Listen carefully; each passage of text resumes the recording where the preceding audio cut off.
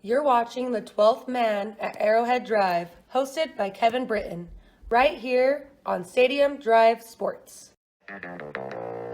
What's going on, everybody? Welcome to The 12th Man at Arrowhead Drive. I am your host, Kevin Britton. Be sure to tune in every Sunday and Wednesday for all your Chiefs content right here on Stadium Drive Sports. So today we're going to be talking about the 5 things that the Chiefs must do with the remainder of the off season to make sure that they have continued success not only this year, but into the future as well.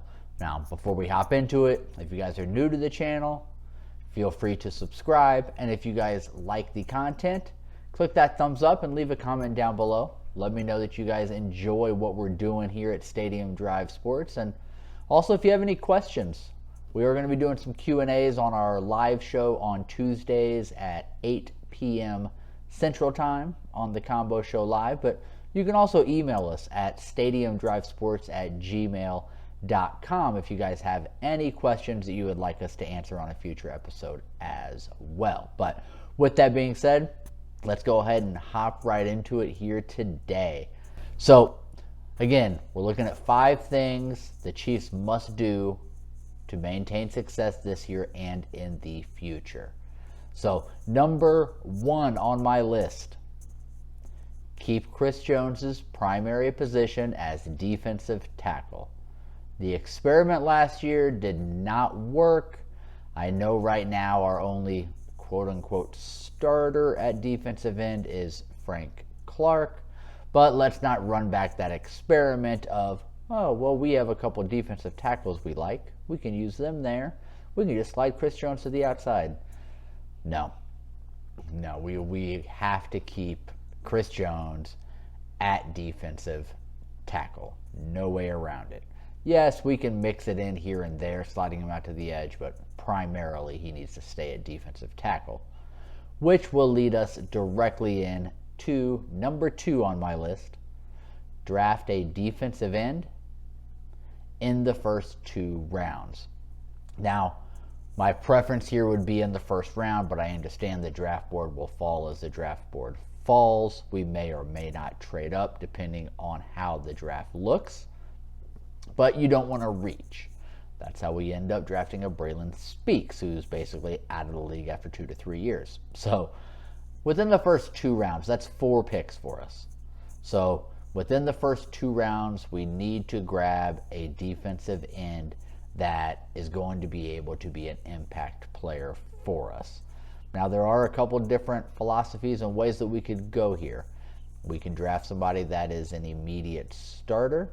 I can kind of develop through their play. Or we could be looking at somebody such as David Ojabo, defensive end out of Michigan, who will basically be a redshirt. They'll basically sit out their first year in the league due to injury, but has tremendous upside. So that is looking solely at the future. Now, if we do go with David Ojabo, I think that would likely be with pick number 29 or 30 in the first round. And I think we have to double down if we do that. If we take Ojabo or anybody else that may not be ready to start immediately or early in the season, I think that we need to kind of double dip within those first 2 rounds and grab another defensive end that can play right away. But undoubtedly need at least 1 defensive end in the first 2 rounds of the draft. Welcome, Royals Empire. You now have an informative, interactive show made right here in Kansas City and made just for the Royals fans. Hosted by me, Sean Barr. Let me take you down the Royal way as you indulge yourself with some great Royals coverage along with coverage around the league. Plus a variety of fun segments. Might even learn a thing or two, even for the avid fan. Come join me. This is the Royal Way, only here on Stadium Drive Sports. Number 3 on the list. Draft a wide receiver in the first 2 rounds. Now, I know right now, we're sitting with Juju Smith-Schuster. We have Marquez Valdez-Scantling. We have Mecole Hardman. And then we have some other guys beyond that, such as Josh Gordon, who could continue to kind of, it's weird to say develop because he's been in the league for many years, but get back into game shape and still kind of try to get back to a level that he can really contribute. But we have a Cornell Powell who was on the practice squad last year. We have a guy that I actually am pretty big on that's not really getting talked about at all, that I think could continue to develop and be a real impact for this team, and that is Doris Fountain. So we have some definite depth pieces there, but we definitely need to draft a wide receiver within the first couple of rounds, not only for this year but the future, right? Juju's on a 1-year deal, so after this year, no guarantees he's here. Valdez-Scantling, based on his contract, he would be here next year. Mecole Hardman's on the last year of his deal, so he would be gone. And pretty much everybody after that, is either they've been on the practice squad leading up till now, or they're not under contract after this year. So of our guys that are expected to get legitimate playing time, MVS is the only guy that would be on contract after this year. So we definitely need to get a receiver, somebody that can play and contribute at some point this year. But more importantly for the wide receiver position is that we have somebody on this team moving forward that can contribute and be an impact wide receiver in the future for us. Number 4 on the list, sign a cornerback, trade for a cornerback, and or draft a cornerback in the first 3 rounds. Now, in Veach's tenure here, the most that we have kind of put forth in assets towards cornerbacks was a 4th round pick on L'Jarius Sneed. Other than that, it's been 6th round picks, undrafted free agents, signing guys to smaller contracts, your kind of 2nd, 3rd tier type of cornerbacks.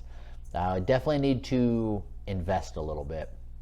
So again, if we're looking at the future here, Sneed would be under contract, but after this year, our other 2 main cornerbacks that we have on our roster right now would not be. That's Fenton and Baker. So we need to be drafting cornerback for the future, which is something that Veach has seemed to like to do. He likes to grab a guy later in the draft, let him develop over a couple of years, and kind of naturally progress into a role that they're playing at. But we need to speed that timetable up a little bit. The best way to do that is draft somebody earlier than we have in the past, so that they are more NFL ready, more game ready, and able to acclimate to the game speed of the NFL quicker, to be on the field and contribute much quicker for this team as well. And then last on the list, number 5, we need to make at least 7 draft selections in this draft. Now, I know some of you may be like, we have like 12 picks. Of course we're going to make 7 draft selections. Nah, I wouldn't guarantee that. If we trade, let's say we trade off a 4th round pick for Bradbury, cornerback out of New York with the Giants. Well, now we're down a pick. That puts us down to 11 picks. And what if we want to move up? Say they want to move up in the 1st round to go up and draft a defensive end that they've fallen in love with, that has slipped within reach, but they don't feel will fall all the way to them at 29. Well, depending on how far you're going to have to trade up, they very well may have to throw in the other 4th round pick, along with 1 or 2 of the 7th round picks to move up in the 1st round.